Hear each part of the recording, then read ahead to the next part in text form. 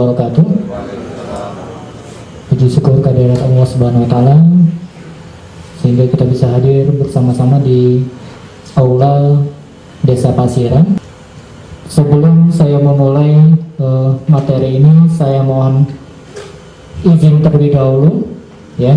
Di sini saya bukan menggurui, tetapi ingin memberikan sedikit informasi tentang BPJS Kesehatan yang mungkin selama ini banyak keraguan, tanda tanya, dan lain sebagainya perihal BPJS Kesehatan. Nah, untuk materi yang akan saya sampaikan di sini adalah perihal mengenai program relaksasi tunggakan. Ini diperuntukkan untuk bagi masyarakat yang peserta mandiri yang memiliki tunggakan. Nah, ini sesuai Perpres atau Peraturan Presiden nomor 64 tahun 2020, di mana dalam upaya membangun masyarakat yang terjamin kesehatannya. Nah, setiap warga negara Indonesia berhak untuk mendapatkan jaminan kesehatan.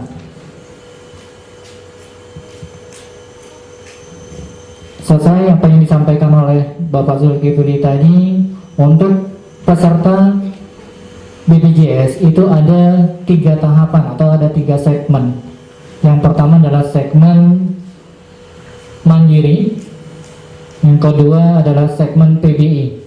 Nah, PBI ini dibedakan lagi menjadi 2.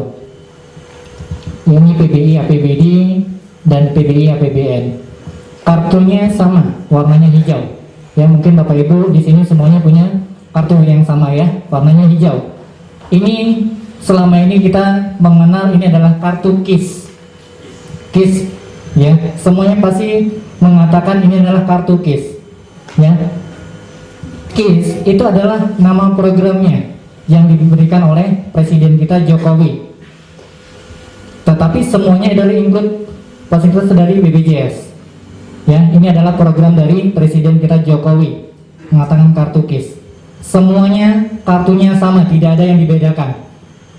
Baik itu pegawai negeri, TNI, Polri, atau peserta mandiri, semuanya sama. Yang membedakan hanya ada di dalam sistemnya saja nantinya. Nah, sesuai dengan Perpres nomor 64 tahun 2020, negara selalu hadir memastikan jaminan kesehatan untuk masyarakat Indonesia. Nah, ini ada segmennya. Yang pertama PBI. Ya, apa itu PBI? PBI itu adalah penerima bantuan iuran. Penerima bantuan iuran itu ada dari segmen pemerintah daerah dan ada dari segmen pemerintah pusat. Mungkin Bapak Ibu semuanya ada mendapatkan kartu KIS ini, tetapi sulit membedakan apakah ini dapat dari APBD maupun APBN, ya. Nah, untuk di sini peserta PBI, jaminan kesehatan dan penduduk yang didaftarkan oleh pemerintah daerah itu 100% disubsidi oleh pemerintah.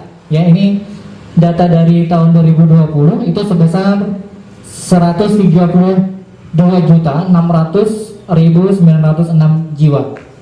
Ya, ini dari total seluruh penduduk di Indonesia. Kemudian iurannya dari tingkat iuran di tahun 2020, di mana tahun 2020 peserta PPPU atau peserta mandiri kelas 3 tetap disubsidi oleh pemerintah. Sebenarnya iurannya itu kelas 3 itu adalah 42.000. Tetapi sampai di Desember 2020 pemerintah masih memberikan subsidi sebesar 16.500 sehingga peserta mandiri kelas 3 masih tetap membayar sebesar 25.500. Pemerintah hanya memberikan subsidi sebesar 7.000 saja. Jadi nanti peserta mandiri akan membayar menjadi 35.000. Ketentuan besaran iuran JKN KIS per 1 Juli 2020 bagi peserta PBPU atau peserta mandiri ya, untuk kelas 1 itu adalah 150.000, kelas 2 100.000, kelas 3 42, yang seperti yang saya katakan tadi. ya, normalnya itu adalah 42. Dukungan tanggap COVID, ya, ini untuk masalah pandemi COVID-19 atau corona, agar status kepesertaan tetap aktif di masa pandemi. Tunggakan dapat diaktifkan kembali hanya dengan melunasi tunggakan 6 bulan. Ini adalah namanya program relaksasi. Kelonggaran ini sisanya nanti akan menjadi piutang. Nah, piutang ini bisa diangsur sampai Desember 2021. Namun pendaftaran ikut program relaksasi atau cicilan ini hanya sampai di tanggal 25 Desember 2020.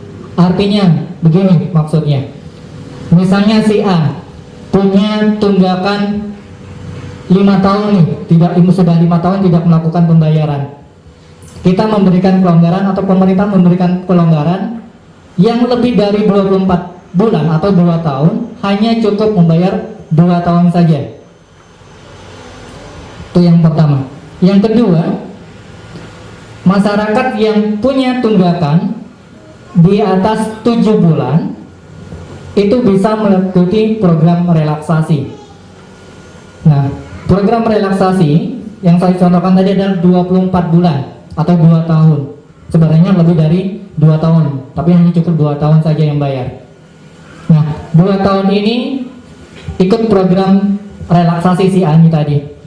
Hari ini dia ikut bayar daftar relaksasi, tunggakannya adalah 3 juta misalnya.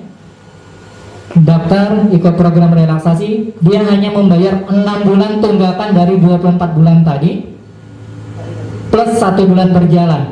Maksud plus 1 bulan berjalan adalah bulan berjalan di bulan November, dan 6 bulan itu adalah 6 bulan dari 24 bulan tadi. Nah, itu jadi total membayar di awal ini adalah 7 bulan jadinya. Nah, dari 3 juta, 6 bulan plus 1 bulan berjalan, dia membayar 850.000. Nah, tentu masih ada sisa 18 bulan. 18 bulan ini menjadi piutang, bisa diangsur sampai Desember 2021. Itulah yang kita berikan keringanan supaya kartunya tetap aktif. Yang peserta mandiri, kalau tidak melakukan pembayaran tunggakannya, resikonya besar. Kenapa saya katakan resikonya besar? Nanti ketika terjadi rawat inap, dia bukan hanya mengeluarkan 1 kali pembayaran, tetapi akan mengeluarkan 2 kali pembayaran. Apa saja 2 kali itu? Yang pertama, dia harus membayar tunggakannya dulu. Misalnya tadi tunggakannya 3 juta. Nah, terjadi rawat inap nih nanti malam. Nanti di rumah sakit itu muncul denda layanan 2,5% dari total biaya dari rumah sakit dikalikan total bulan menunggaknya. Nah, 2,5% atau tunggakan ini bukan di BPJS munculnya, tetapi di sistem rumah sakit. Ya, denda layanan ini hanya berlaku di awal, tidak berlaku selama perawatan. Ini saya contohkan beberapa waktu yang lalu. Saya sudah datang 4 kali ke rumahnya, 2 kali ke kantor dia tempat bekerja. Mengatakan nanti saya bayar, insya Allah nanti saya akan bayar.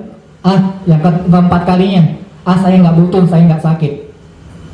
Ya, kita sakit tidak bisa diprediksi. Ya, hari ini kita sehat, belum tentu nanti malam kita sehat atau lusa kita sehat. Karena yang punya kuasa adalah Allah Subhanahu wa Ta'ala yang menentukan kita sehat atau sakitnya. Nah, 3 minggu yang lalu Allah memberikan ujian kepadanya, satu keluarga. Sang anak harus operasi mata karena ada pertumbuhan daging di dalam matanya, dan itu harus dioperasi. Operasinya tidak bisa di Bengkalis, operasinya harus di Pekanbaru, dan itu baru bisa dilakukan di Eko Hospital. Nah, dia membayar tunggakan waktu itu 4 juta tunggakannya selama dia menunggak 5 tahun. tapi kan yang dibayar hanya 2 tahun. Nah, tunggakannya 4 juta. Denda layanannya di Eka Hospital itu sebesar 4.800.000. Nah, kan besar biaya yang dikeluarkan, hampir 17 juta. Kalau umum, kalau umum menurut penjelasan beliau dan hasil telepon saya dengan pihak rumah sakit pendaftaran, itu biayanya adalah 40 juta. Makanya dia sanggup untuk melunasi tunggakan. Jadi kalau kita biaya umum sama dengan BPJS masih cukup ringan, ya, terbantu. Nah, orang banyak mengatakan pelayanan BPJS tidak baik dan lain sebagainya. Hanya penyakit-penyakit tertentu ditanggung. Itu penafsiran yang salah. Ya, kita dari BPJS Kesehatan memfasilitasi penyakit semua, termasuk kemoterapi, ya, operasi jantung, kemudian gagal ginjal dan lain sebagainya. Tetap semuanya itu harus melalui prosedur. Kemudian ada yang kasus mengatakan kalau mau melahirkan di rumah sakit bayar. Ingat, kalau kita berobat di kartu kita ini ada namanya Paskes atau fasilitas kesehatan pertama. Di mana fasilitas pertama itu adalah kalau ini ada puskesmas, ada dokter BPJS. Nah, kita harus melalui tahapan ini dulu.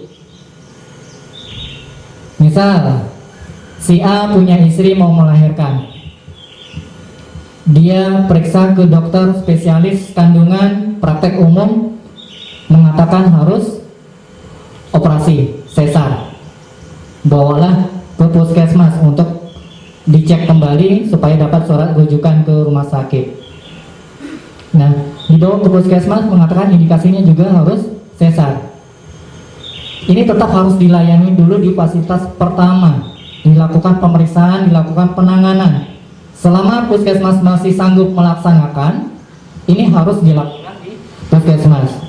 Nah, tapi kalau kejadiannya harus dioperasi, puskesmas harus memberikan rujukan. Artinya dokter di puskesmas sudah melakukan pemeriksaan untuk di rumah sakit. Tapi kalau misalnya si Ani tadi harus operasi, ternyata sampai di rumah sakit istrinya normal pula, itu tidak ada pungutan biaya karena sudah ada rujukan, ya Pak Zul. Kemudian kalau sudah rujukan BPJS semuanya, tidak ada namanya beli obat di luar, ya, tidak ada namanya beli obat di luar. Nah, kita kembali ke masalah relaksasi tadi.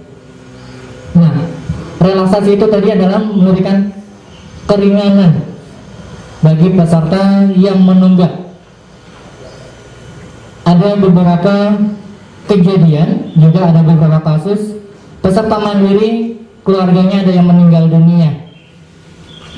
Nah, keluarga yang meninggal dunia ini harus segera dilaporkan oleh ahli keluarganya, bukan orang desa. Ada beberapa desa kasus saya sudah melapor ke desa. Ini tidak ada, kalau yang keluarga yang meninggal dunia peserta mandiri atau peserta PBI, tidak ada kaitan dengan desa melapor ke BPJS. Desa hanya mengeluarkan surat A5 atau surat keterangan kematian. Nah, yang melaporkan itu adalah ahli keluarganya, bukan petugas desa yang melaporkan. Itu ya, sekali lagi menjadi catatan, yang melaporkan itu adalah ahli keluarganya. Pihak desa hanya mengeluarkan surat keterangan kematian atau surat A5.